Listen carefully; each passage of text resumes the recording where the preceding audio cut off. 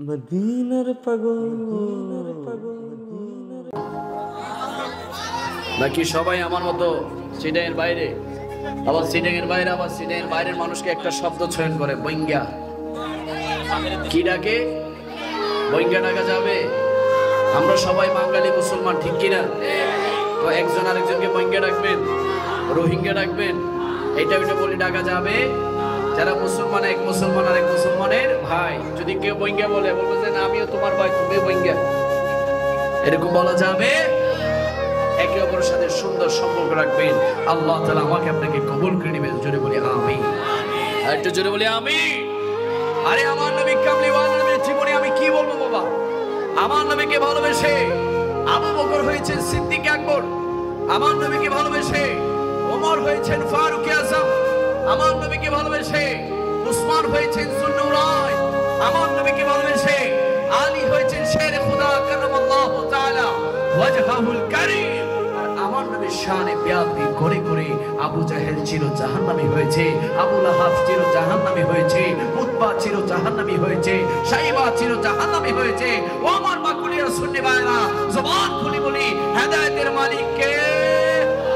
আরেকটু আওয়াজে বলি হেদায়েতের মালিক কে? কেউ নবীকে দেখে চির জান্নাতি, আবার কেউ নবীর শানে বেয়াদবি করে করে চির জাহান্নামী। আমরা সবাই সিদ্দিক আকবরের মতো আমরা নবীকে ভালোবাসতে চাই কি চাই না? আরে আওয়াজে বলে চাই কি চাই না?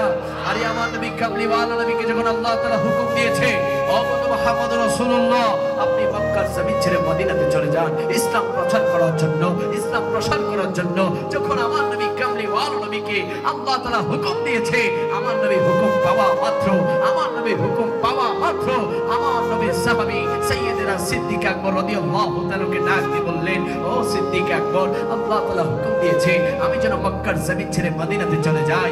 আমি নবী যখন মক্কার জমিন ছেড়ে মদিনাতে যাব, আমি নবীর সাথে তুমি সিদ্দিক আকবর যাবে। জেনে বলে সুবহানাল্লাহ।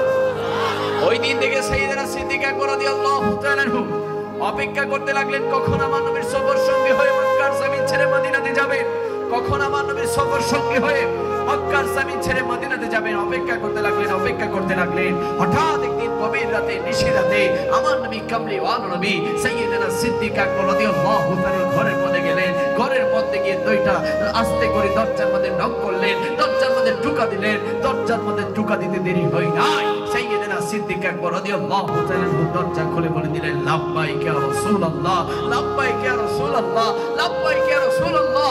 আমার নবী ডাক দিয়ে বললেন, ও সিদ্দিক আকবর রাত তো গভীর হয়েছে, নিশি রাত, এত গভীর রাতে আমি নবী ডাক দেওয়ার সাথে সাথে তুমি আবু বকর কিভাবে দরজা খুলেছো? তুমি সিদ্দিক আকবর কিভাবে দরজা খুলেছো?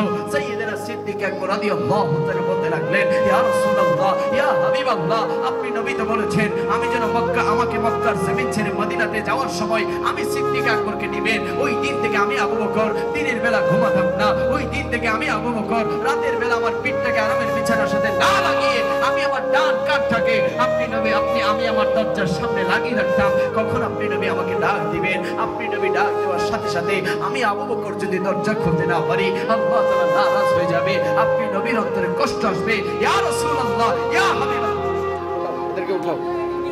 এটা কি মাহফিল? আপনারা এখানে দুই তিনজন ভলান্টিয়ার এখানে দাঁড়ায় আছেন, জুতা দিয়ে মারামারি করতেছেন। স্বেচ্ছাসেবক ভাইদের প্রতি দৃষ্টি আকর্ষণ করতেছে, আপনারা একটু এখানে বিশৃঙ্খলা সৃষ্টি হচ্ছে। ওঠো, ভিতরে ছোট বাচ্চারা ওঠো, পিছনে যাও, ওঠো, তোমরা ওঠো, তোমরা ওয়াজ শুনতে আসো নাই, ডিস্টার্ব করতে আসছো, ওঠো। এখানে মারামারি করতেছে, ওঠো না, সবাইকে ওটাই পিছনে নিয়ে যান। এটা ইসলামী মজলিস, দ্বীনি মাহফিল। আশ্চর্য, মারামারি করতেছে আমার সুযোগ শুনে। কি অবস্থা? জিকির করি লা ইলাহা ইল্লাল্লাহ, লা ইলাহা মুহাম্মাদ, লা ইলাহা লা ইলাহা। এক মিনিটে বাস ক্লিয়ার করেন, 1 মিনিটে ক্লিয়ার করেন। ভবিষ্যতে মাহফিল করতে চিন্তা ভাবনা করে করবেন। মুরব্বীরা সামনে থাকবেন, মুরব্বীরা সামনে না